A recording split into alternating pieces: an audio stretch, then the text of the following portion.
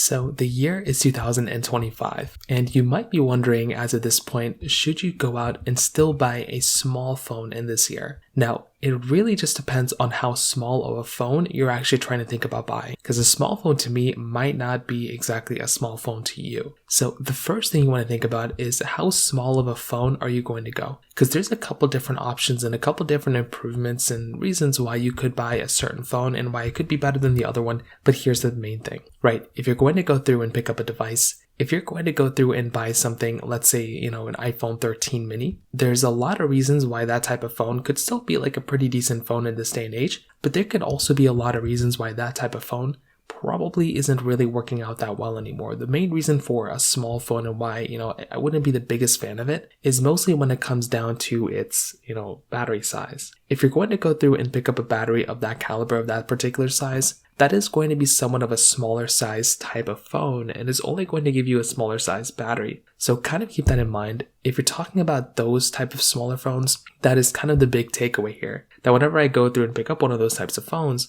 those ones typically have smaller size batteries. So that could be kind of the problem that you might run into in that particular situation. Also, because some of these smaller phones like an iPhone 13 mini or, a Samsung Galaxy S10e or some of those older smaller phones, a lot of them might be having some older outdated type of layouts. A lot of them might not have like 120 Hz displays. They might not have like high brightness. They might not have like really cool flagship features that we have nowadays. So that in and of itself is another one of those really big things to keep in mind. Because if you're going to go through and pick up a device, like I said before, you probably want to go through and buy a phone that is going to be giving you a little bit more of like a future-proof design. And it's not to say that those phones are bad phones, but if you're wanting like newer, more flagship type of designs, then those ones are the ones that probably would make a lot more sense to go and buy in that particular situation as well. So in my personal opinion, I think small phones are still worth buying in some capacity, but it just depends if they're like newer, smaller phones. I think an iPhone 16 and 16e could kind of be classified as like a smaller phone. And same thing as like a Samsung Galaxy S25.